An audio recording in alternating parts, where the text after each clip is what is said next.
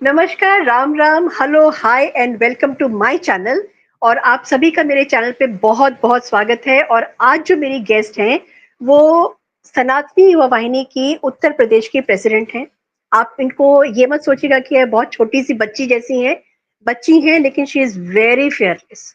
बहुत ज्यादा हिम्मती हैं, बहुत ज्यादा कर्मठ हैं, बहुत ज्यादा हार्ड वर्किंग हैं। और अगर उनको कोई काम दिया जाता है सनातनी युवा वाहिनी की तरफ से, या वैसे भी वो अपने जो काम करती हैं बहुत फियरलेसली सड़क पे निकल करके अगर अपनी आवाज बुलंद करनी होती है तो उसमें भी वो पीछे नहीं हटती। और इनके बारे में अगर मैं आपको बताऊं तो इनका नाम है जिया मिश्रा और आप लखनऊ से मेरे साथ में आज जुड़ी हैं। जिया जी, आपका बहुत बहुत स्वागत है। नंदिता दीदी, आपको बहुत बहुत प्रणाम। और आपके जितने भी व्यूअर्स हैं, मैं सबको जय श्री राम। और हम सब आपके माध्यम से बहुत ही ज्यादा लोग अवेयर हो रहे हैं, उसके लिए आपका बहुत बहुत धन्यवाद। थैंक यू सो मच जिया। और मेरे को ये लगता है ना कि जो लोग सच में सोसाइटी में निकल करके काम करते हैं उनको सामने लेकर के आना, उनकी बातें सुनना और उनकी बातें और लोगों तक पहुंचाना, ये मेरा एक मकसद है। और मैं मुझे लगता है कि जैसे आप जैसे लोग जब मेरे चैनल पे आते हैं तो मेरे वो मकसद जो है वो पूरा हो जाता है।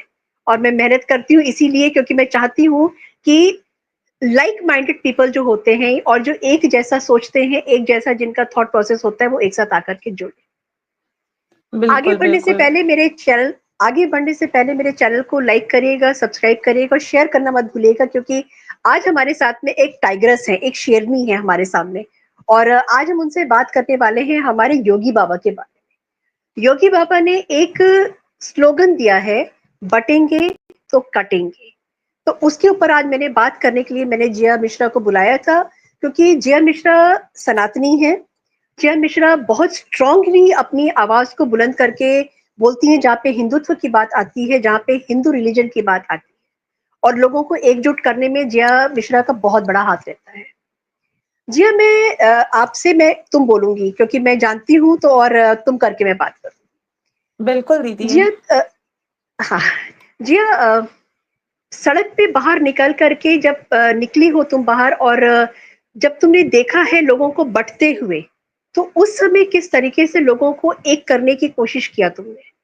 हम यहाँ से शुरू करते हैं। दीदी, मेरी जर्नी जो रही है, जब से मैंने स्टार्ट किया है, और फॉर्चुनेटली या अनफॉर्चुनेटली आप बोल सकते हैं कि मुझे पता नहीं क्यों इसी प्रकार की चीजें दिखी कि हम बंटते ही जा रहे थे। और उसी पे मेरा दिमाग, पहले हम जातियों में बंटते गए। हम सनातनी होने के बाद भी हम विभिन्न जातियों में बंटते गए। हमने अपने आप को कभी सनातनी समझा नहीं। हम हम्म, हिंदुत्व हैं, हम सनातनी हैं, जो हमारी पावर है, हम अपना मूल्य भूल गए। हम जातियों में इतने बढ़ गए कि हम ठाकुर हैं, हम ब्राह्मण हैं, हम ये हैं, हम वो हैं। और मेरी जर्नी स्टार्ट ही इसी से हुई थी कि मुझे जातियों को सबसे पहले एक करना था कि आप जातियों में ना बट के सनातन में एकजुट बनाइए, आप अपनी एकता सनातन में दिखाइए।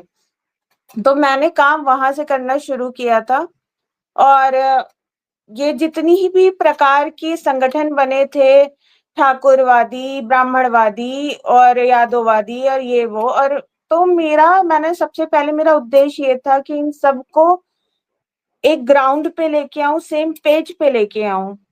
क्योंकि हमारा उद्देश्य ये नहीं है कि हमको जातियों में बंट के किसी एक स्पेसिफिक चीज के लिए काम करना है। जो हमारी right। सिचुएशन हो गई है, जो हमारी हालत हो गई है हिंदुओं की, उस पे हमें सबसे पहले जरूरत ये है कि हम ये समझें कि हम सनातनी हैं और हमारे साथ क्या हो रहा है।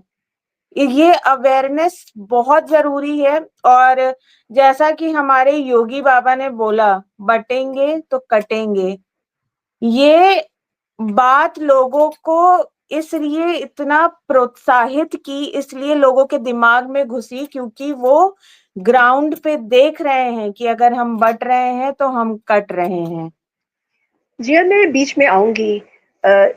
जैसे तुमने बहुत अभी बताया कि तुमने बहुत काम किए लोगों को एकजुट करने में, उनको ये बताने में कि सिर्फ हिंदू होना ही काफी नहीं, सनातनी होना भी बहुत ज्यादा जरूरी है, क्योंकि Sanatan is a way of life. उस बीच में अ, इतना एक जुड़ाव नहीं था, लेकिन योगी आदित्यनाथ जी के जब उन्होंने के स्लोगन दिया बटेंगे तो कटेंगे, क्या उसका असर सड़क पर देखने को मिला? मैं बिल्कुल उत्तर बिल्कुल प्रदेश की बात कर रही हूँ। बिल्कुल दीदी, बल्कि मैं आपको अभी एक लाइव एग्जांपल दे सकती हूँ। जो अभी चुनाव हुए हैं, ये हम्म। अपने यहाँ तक हरियाणा महाराष्ट्र छोड़िए, जो यूपी में उपचुनाव हुए, जो 9 सीटों के चुनाव थे, उसमें भी हमने 8 सीटें जीती।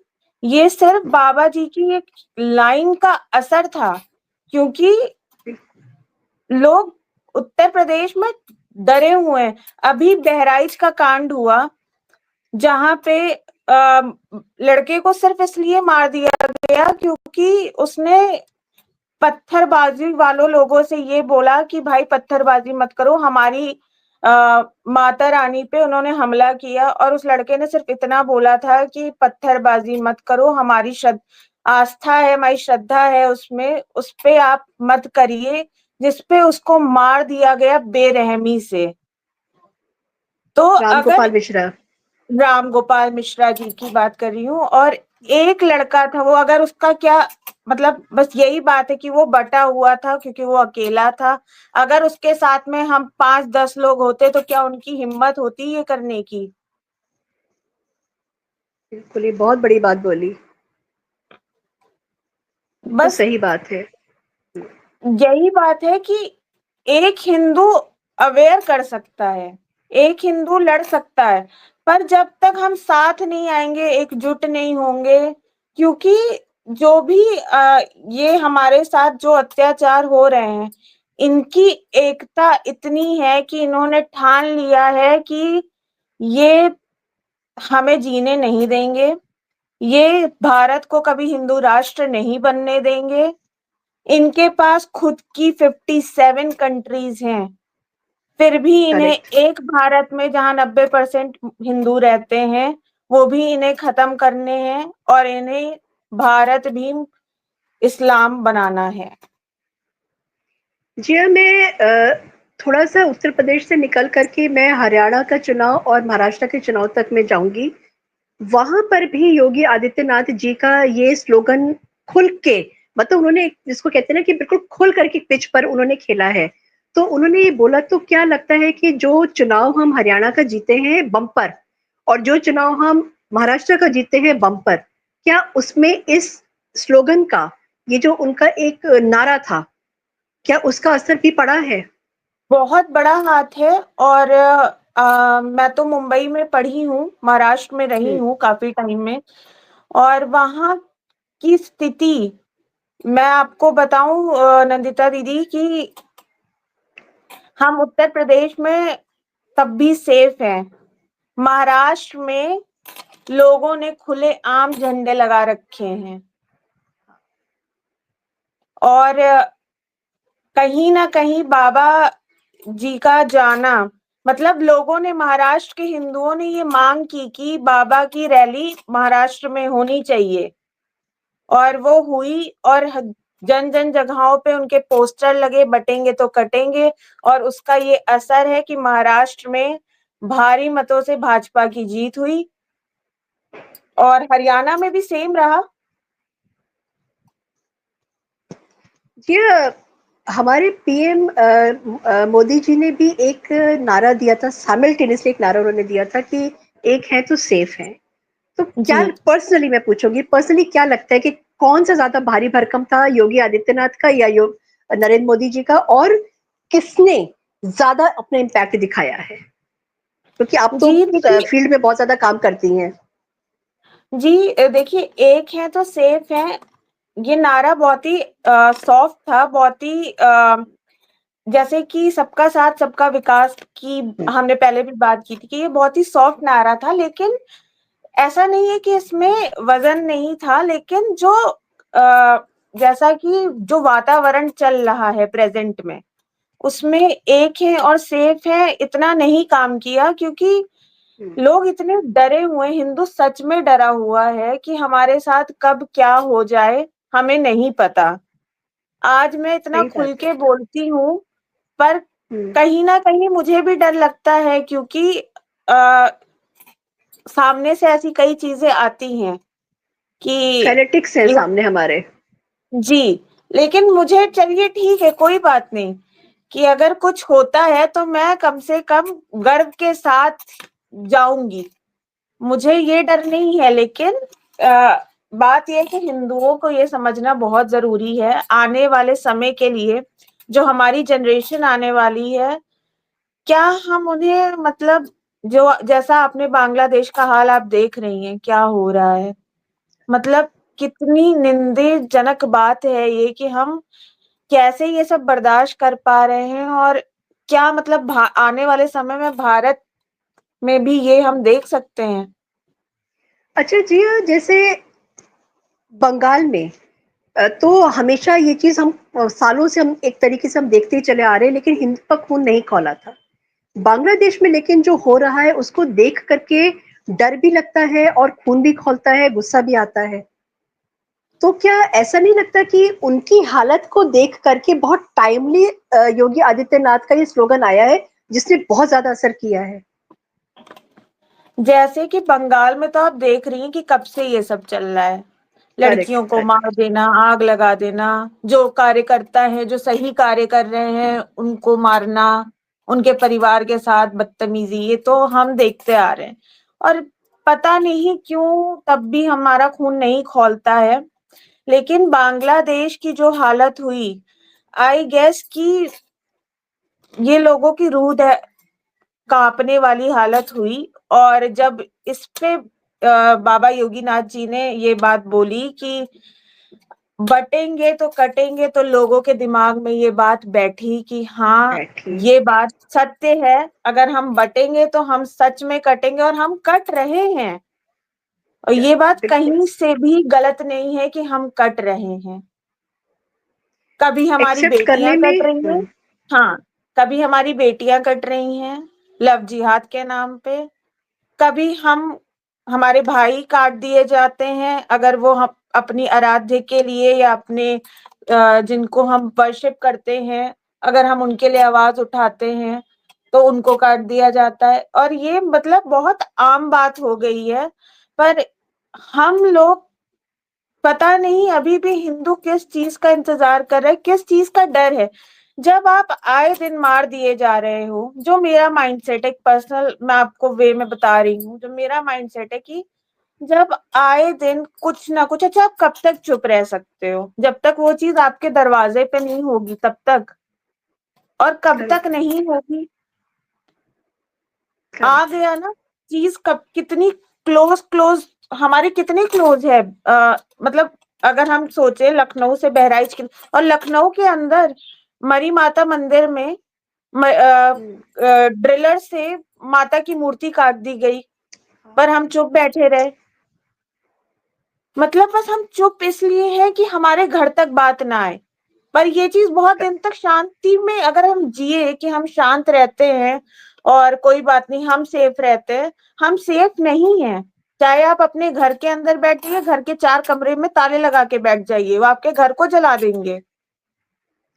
जी हाँ, क्या लगता नहीं है कि हमको हिंदुस्तान को, मतलब मैं पॉलिटिकली थोड़ा सा एक मेरा जो अपना सोचना है कि जो कंडीशन इस समय हो रही है, तो हमको भी इजराइल बन जाना चाहिए, क्योंकि मेरा अपना तो देश अपने लोगों को। हम्म। मेरा तो बहुत स्ट्रॉन्ग पॉइंट है कि इजराइल बनने में कोई गलत बात नहीं है। अगर हम सेम है। खुद को नहीं बच अगर हम खुद को नहीं बचा सकते तो व्यर्थ है अपने आप को सनातनी कहना, अपने आप को हिंदू कहना, और अपने आप को एक नागरिक कहना। हम लोगों को वो कमजोर मुझे लगता है कि हमारे अपने जो लोग हैं उन लोगों ने भी किया है कि बहुत हिंदू है, सॉफ्ट हो जाओ। हमारे को बस ये बताया गया कि हमारे एक हाथ में शास्त्र है, मगर शस्त्र भी है, इसके बारे में हमको नहीं बताया गया। और मुझे लगता है कि शायद अवेयरनेस अब आ रही है धीरे धीरे।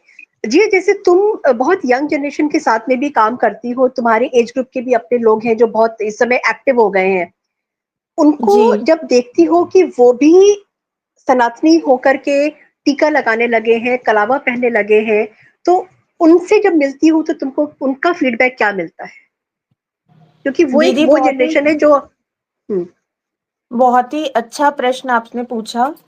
जब मैं इवन मेरी एज अराउंड 27-28 है, और जब मैं अपने से भी छोटों को मिलती हूँ, और जब वो हुँ, अच्छे से कलावा पहन के टीका लगा के आते हैं, लाइक मेरे भाई बहन हैं और उनके फ्रेंड्स भी, इवन मेरे हुँ, जो भाई बहन हैं उनके फ्रेंड्स ने उनको देख के कलावा लावा पहनना शुरू किया। और मतलब मैंने पूछा कि अरे मतलब तुम तो मानते नहीं थे, तो बोले कि नहीं दीदी, बात तो है, बात तो है। हम गए थे, बालाजी गए थे, जहां भी जिसकी श्रद्धा है वहां से लोग मोटिवेट तो हो रहे हैं, और अवेयरनेस है। अब बच्चों में जैसा कि हमने डिस्कशन किया था, ये हमने पर्सनल मीट पे बात की थी, कल लखनऊ विश्वविद्यालय में बांग्लादेश के लिए प्रोटेस्ट किया जा रहा है। तो ये क्या है, ये कि हम अवेयर हो रहे हैं, हो रहे और हैं। हमारी अवेयरनेस में बहुत बड़ा रोल बाबा योगी आदित्यनाथ प्ले कर रहे हैं, ये कोई बात माने या ना माने। सही बात। क्योंकि मोदी जी का तो रोल है ही है, मैं ये नहीं कहती, लेकिन उत्तर प्रदेश में जिस तरह से एक रोल मॉडल, एक मेंटर बन के बाबा योगी आदित्यनाथ काम कर रहे हैं, वो मैं तो उनके मतलब लिटरली मैं तो उनकी पूजा करती हूँ कि आपने जो किया है वो काबिले तारीफ। और मतलब जो हमारे जैसे यंगस्टर्स को, और ना कि यंगस्टर्स को बल्कि सभी सनातनियों का खून खौलाने वाली बात वो कोई कर सकता है तो वो बाबा योगी आदित्यनाथ है, और हमें उनकी जरूरत है। और अब मैं तो कहूंगी कि मैं ये नहीं कि वो भारतीय जनता पार्टी से जुड़े हुए हैं इसलिए मैं उनके लिए इतना सब बोल रही हूँ, बल्कि उनका व्यक्तित्व ऐसा है कि मतलब मैं चाह के भी उनकी तारीफ करने से रुक नहीं पाती।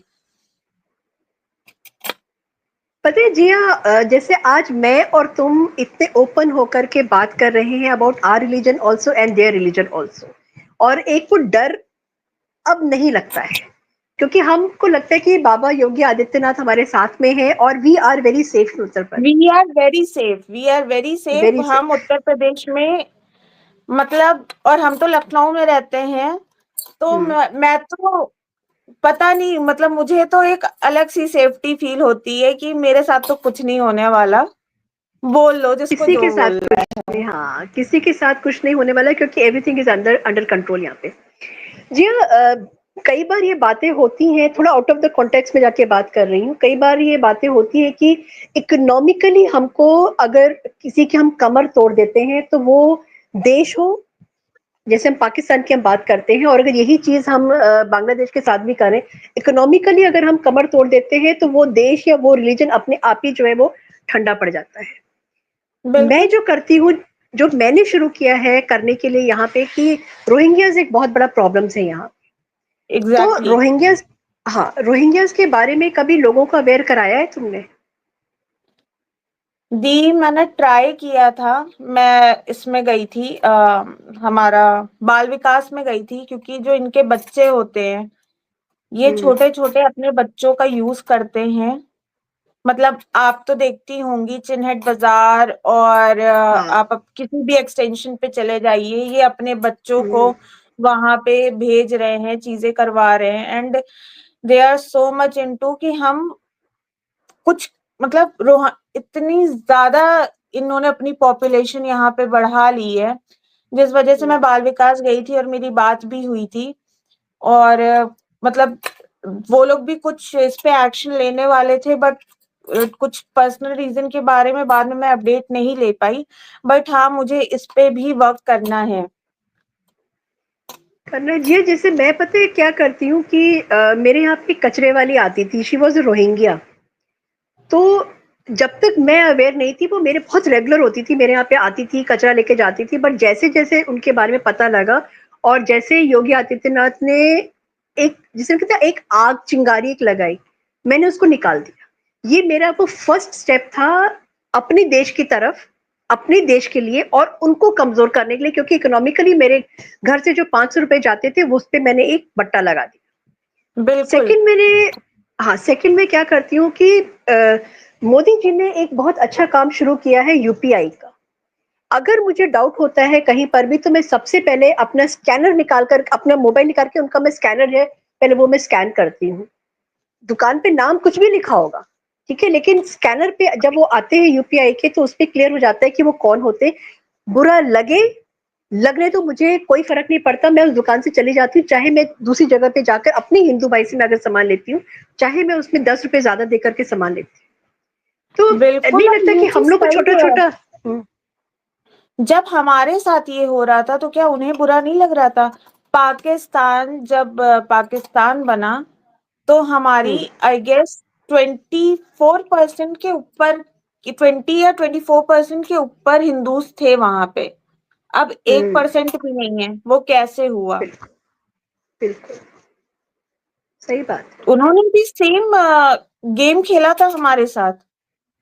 तो आज जो अगर हम बांग्लादेश उनके में इस साथ समय हो रहा रिपीट, है, क्योंकि जो आज अगर, बांग्लादेश में जो हो रहा है जिया, जी जी, तो अगर बांग्लादेश में आज जो हो रहा है वो तो हिंदू, सॉरी एक सेकेंड, मतलब वहां पे तो जो बांग्लादेश में हो रहा है वो तो ये कि उनको हिंदू विहीन बांग्लादेश करना है।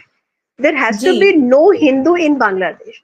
हमारे देश में तो हम इस तरीके से नहीं कर रहे हैं ना।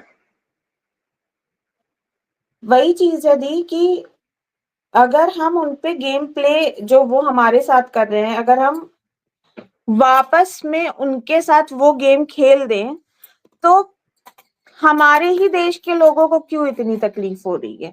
मेरा तो क्वेश्चन ये बनता है कि जो हमारे देश के लीडर्स हैं, अदर लीडर्स, अदर पार्टीज, सबसे पहले वही प्रोटेस्ट में उतरते हैं कि ये ऐसा करे। मैं भारतीय जनता पार्टी को सपोर्ट, मतलब लोगों को ऐसा लगेगा कि हम भारतीय जनता पार्टी के सपोर्टर्स हैं, बट इसलिए सपोर्टर्स हैं क्योंकि वो हमारे माइंडसेट पे काम कर रही है। But correct. Congress, Samajwadi party, ये पार्टीज ऐसी क्यों हैं? हमारी ममता दीदी, ये पार्टीज ऐसी क्यों हैं कि जब जब भारतीय जनता पार्टी एक कोई स्ट्रॉन्ग कदम उठाती है तो उसको सपोर्ट कर। ठीक है, आप ऑपोजिशन में हैं, आप ऑपोजिशन में रहिए, पर ऑपोजिशन में तब तक रहिए जब तक वो आपकी इनर, मतलब एक पॉलिटिक्स की भी लड़ाई देश भी को का एक, नुकसान न, जी, हाँ। उसका भी एक दायरा सेट करिए ना, जो आपके हम्म। देश को मतलब आपके देश को नुकसान कर रहा है, आपके देश के लिए अनहित में काम कर रहा है, आप उसके बैठ के प्रोटेस्ट करते हो। आपको मतलब शर्म नहीं आ रही कि आप कुछ भी कर रहे हैं जस्ट बिकॉज सेक ऑफ आपको एक कुर्सी चाहिए?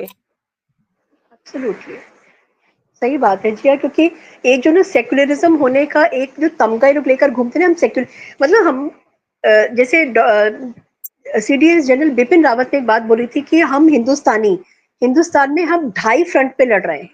दुश्मन हमारे बाहर है उनको हम पहचानते हैं, लेकिन दुश्मन जो हमारी कंट्री में विद इन है उनको हम कैसे पहचानेंगे। तो ये वो वाले दुश्मन है हमारे जो सेक्युलरिज्म के नाम पे देश को खत्म होता है हो जाए, क्योंकि इन लोगों ने इतना पैसा कमाया है जिया कि ये लोग कल को अगर गॉड फॉरबिड, भगवान ना करे, अगर कुछ, हालांकि महादेव का बहुत आशीर्वाद है हमारे भारतवर्ष पर, कोई बात अगर होती है ना तो इन लोगों की इतनी प्रॉपर्टीज इंडिया के बाहर है कि ये लोग सबको मरने के लिए छोड़ करके चले जाएंगे। आराम से। ये बात, हाँ ये बात हमें उस हिंदू को जगा करके बतानी है कि जिनको तुम फॉलो करते हो उनका मोडस ऑपरेंडाई क्या है, क्योंकि वो लोग तो चले जाएंगे, अच्छा, झेलेंगे हम पीछे बैठ के। अच्छा, मैं ये जो हमारे देश में हमारे मुस्लिम भाई बहन रह रहे हैं, जिसमें कि मैं मानती हूँ कि कुछ सारे बर्बाद नहीं होंगे, तो नहीं।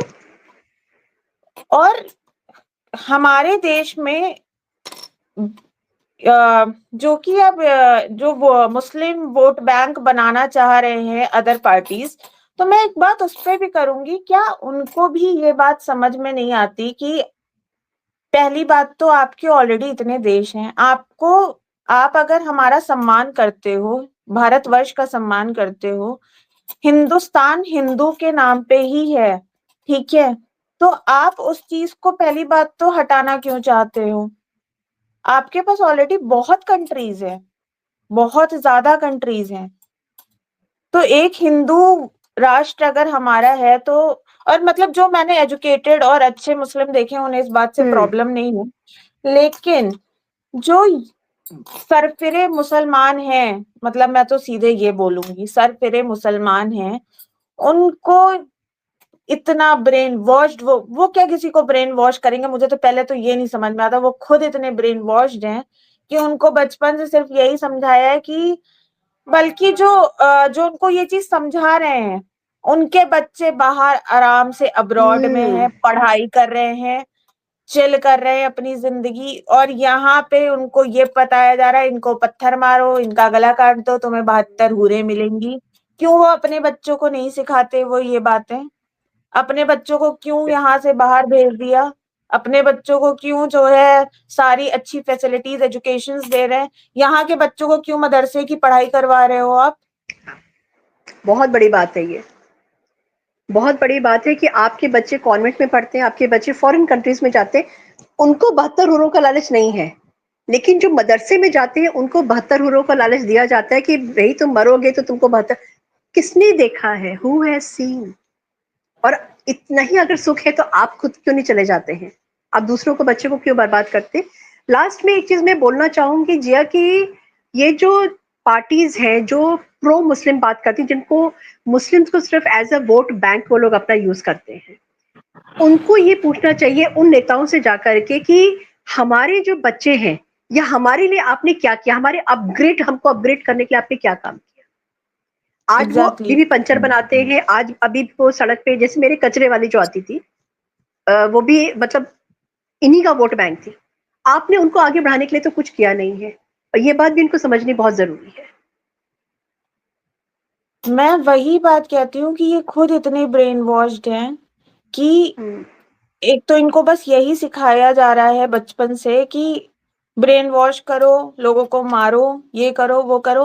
अरे पर आप में खुद में इतनी बुद्धि नहीं है। मैं तो हिंदू सनातन को इतना फॉलो करती हूँ, बट फिर भी मेरे दिमाग में इनके जब छोटे छोटे, जब मैं मलिन बस्तियों में जाती हूँ और इनके छोटे छोटे बच्चों को देखती हूँ कैसी कैसी एक्टिविटीज करते हुए, मुझे इतना दुख होता है तब भी कि बच्चे हैं, क्या कर रहे हो आप? खिलवाड़ कर रहे हो अपनी ही नस्ल के साथ, अपने बच्चों के साथ, क्योंकि आपको जस्ट बिकॉज किसी ने ये बताया है कि हम काफिर हैं, हमें मार के आपको हूरें मिलने वाली हैं। और हमारी अदर पार्टीज जस्ट कि आपका वोट बैंक बन स्ट्रांग होता है, चीजें होती हैं तो आप उन्हें मरने के लिए छोड़ देते हो। बिल्कुल जी हाँ, बहुत अच्छी बातें आपके साथ में मेरी आज हुई हैं, और हम लोग ने शुरू किया था योगी आदित्यनाथ के बटेंगे तो कटेंगे, और नरेंद्र मोदी जी के उसे एक है तो सेफ है, मगर ये इतना वास्ट टॉपिक है, और अगर इस पे हम लोग बात करना शुरू करें तो मुझे लगता है कि बहुत लंबी बातें भी हमारी हो सकती हैं, क्योंकि जी हमारी कंट्री बिल्कुल। Is going through a very difficult time, और हमको अगर एक सच में अगर हम एक नहीं हुए तो हमको कटने में टाइम बिल्कुल भी नहीं लगेगा। और बिल्कुल मेरे हमारे को घर तो में चीजें आ चुकी हैं, ये चीज हमें अवेयर बिल्कुल, होना बहुत जरूरी है। बिल्कुल, और मीन्स एक होकर के हम एक्शन भी लेना। अब मतलब अब वो वक्त नहीं है कि अरे ठीक है कोई बात नहीं, होगा देखा जाएगा वाला सीन नहीं रहा। अब हमें समझना पड़ेगा कि हम बहुत क्लोज हैं बांग्लादेश के। बिल्कुल, हम हम ये नहीं है कि मतलब बांग्लादेश में हो रहा है तो होने दो, कोई बात नहीं। वो हिंदुस्तान में कब एंटर हो जाएगा, कब हमारे ऊपर चीजें होने लगेंगी, हम समझ नहीं पाएंगे। एक चीज और मैं उसके बताऊं लिए जिया, जी दी। इनका एंटर करने का रास्ता कितना इजी है। इस समय बांग्लादेश ने जो पाकिस्तानी है उनका कोई शिप आना, या वहां के कुछ सिटीजन है, उनको क्लियरेंस से, जो है आइडेंटिटी क्लियरेंस से उसको जो है बाहर निकाल दिया गया है। दैट मीन्स कि कोई भी एंटर कर सकता है बांग्लादेश में, और बांग्लादेश के बाद में इंडिया में एंटर करना थ्रू वेस्ट बंगाल कितना इजी है। ये बहुत एक इजी है। और बहुत वेस्ट बड़ा गेम बंगाल है। को भाई, sorry to say, I don't want to name that leader, पर आपको भी पता है वेस्ट बंगाल क्या करना चाह रहा है, सबको पता है वेस्ट बीबी जो बंगाल क्या कर रहा है, है। हाँ बीबी जो है वो वेस्ट बंगाल को काट करके अलग जो है ले जाना चाहती है। लेकिन हमें ट्रस्ट है अपने मोदी जी पर, हमें ट्रस्ट है अपनी आर्मी पर, हमें ट्रस्ट है अपने योगी आदित्यनाथ जी पर, हमें ट्रस्ट है हेमंत विश्व शर्मा पर, हमको ट्रस्ट है, हमको राम मोहन जी के ऊपर ट्रस्ट है, हमको देवेंद्र फडणवीस के ऊपर ट्रस्ट है, हमको बहुत ज्यादा ट्रस्ट है, हमको अपनी पार्टी पे ट्रस्ट है, हमको अपने लीडर पे ट्रस्ट है कि हम बिल्कुल। सेफ है। और बस वो हमसे इतना चाहते हैं कि हम एक होकर के, हम बटे नहीं, हम अगर मैं बटेंगे बस नहीं तो हम सेफ रहेंगे। मैं बस आपके चैनल के थ्रू सबसे, अपने समस्त सनातन परिवार से, जो भी ये वीडियो देख रहा है, उससे मैं हाथ जोड़ के रिक्वेस्ट करती हूँ कि दिमाग खोल के थोड़ा सा, ठीक है मैं भी पढ़ी लिखी हूँ, आप भी पढ़े लिखे हो, बट पढ़ाई का जो गुरूर है उसको थोड़ा सा नीचे करके थोड़ा सा समझना जरूरी है कि सेक्युलरिज्म इज ओके, बट जो हमारे साथ हो सकता है आप थोड़ा उस पे ध्यान दें, वरना चीजें आपके घर तक कब पहुंच जाएंगी आप समझ नहीं पाओगे। और जरूरी है कि जो इस समय आपके लीडर्स हैं आप उनका साथ दें। जब आप उनका साथ देंगे आप सेफ रहेंगे। ये तो मैं रिटर्न में मैं दे सकती हूँ। मैं भी दे सकती हूँ। वही मैंने बोला ना कि उनको, उनकी कोई डिमांड नहीं है हमसे, उनकी सिर्फ एक छोटी सी डिमांड है कि हम लोग बटे नहीं, क्योंकि वो हमको कटने से बचाने के लिए पूरी जिंदगी उन लोगों ने स्वाहा कर दी है अपनी। तो इसी के साथ में जिया बहुत बहुत धन्यवाद आपका। और फियरलेस तो आप हैं, और बात करते करते हम लोग ने पहले ये था कि शायद थोड़ा सा सेंसर करके बातें करेंगे, मगर नहीं हो सकती है बातें, क्योंकि अब हम लोग जग गए हैं। और जब तक हम बिल्कुल। नाम लेकर के क्लियर होकर के अगर हम बात नहीं करेंगे तो फिर लोगों तक हमारी बात पहुंचेगी नहीं। थैंक यू सो मच जिया। बिल्कुल। और बहुत आगे भी बहुत हम लोग धन्यवाद बात दीदी। करते रहेंगे। थैंक यू बिल्कुल सो मच बिल्कुल। आने के लिए, और आगे भी हम लोग इसी तरीके से आते रहेंगे। चैनल को लाइक करिए, सब्सक्राइब करिए, शेयर करना मत भूलिएगा, क्योंकि आज एक बहुत फियरलेस लेडी, जिसको मैं टाइग्रेस भी बोलती हूँ, जो शेरनी है, जिसको मैं पर्सनली जानती हूँ, वो आज मेरे साथ में यहाँ पे आई थी।